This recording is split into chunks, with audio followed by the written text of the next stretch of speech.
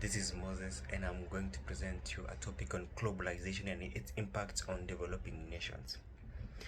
There have been the positive and the negatives of globalization, and we are going to discuss this by using examples from different countries to see how globalization has brought positive or negative impacts in their countries. And these case studies will include China, Vietnam, Latin America like Brazil and Mexico, not forgetting Africa.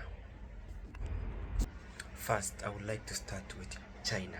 The China's spectacular economic growth and poverty reduction since the late 1990s are primarily attributable to the country's openness to globalization. The expansion of manufacturing and export sector has generated employment opportunities and increased income, resulting in substantial and poverty reduction. Again, in Vietnam, globalization has paved way for better income, new job creation, transfer of technology that attracted what we call FDI, foreign direct investment into their country. This has harmoniously globalization has brought a positive impact in the both countries, like that their manufacturing of products, as they have managed to sell it outside, that's just generating income in their country. Again, Vietnam do import their raw materials from China and South Korea.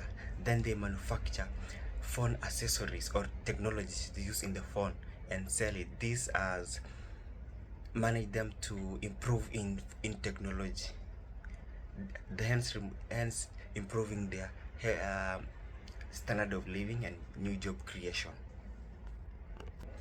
The embracement of globalization by both countries, China and Vietnam, has managed to reduce the level of poverty historically into low levels. Hence, these countries has managed to compete with developed nations. Well, there are the negatives of globalization. There are global distractors who say that wealthy and multinational firms become benefits from globalization, while the middle and the low class struggle to make ends meet. This is vividly portrayed in Brazil or in Latin America. While the country is seen as it is developing or it's in the state of developed countries, but in the real sense, the wealth is held by the few who are rich, while the middle class and the low class struggle. And this is to be blamed to liberalization for making it worse for the middle class in these countries.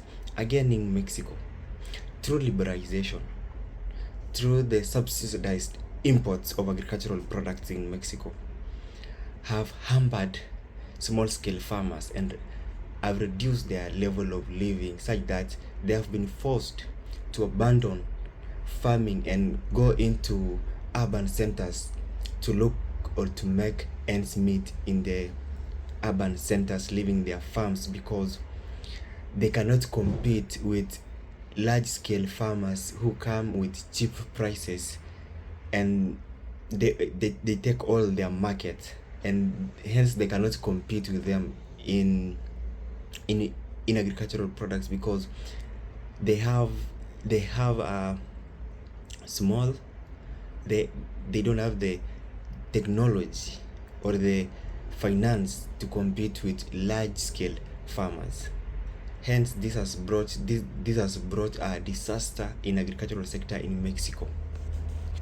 In Africa, especially in DRC Congo, liberalization or globalization has brought poverty and inequality. This is because the country relies more on export more than import. So the country relies more on export of their raw materials. They cannot Rather, heavy reliance on export commodities have made them vulnerable to the volatile international market, resulting into economic instability. Hence, the gains from the export cannot be distributed equally in their countries. This is due to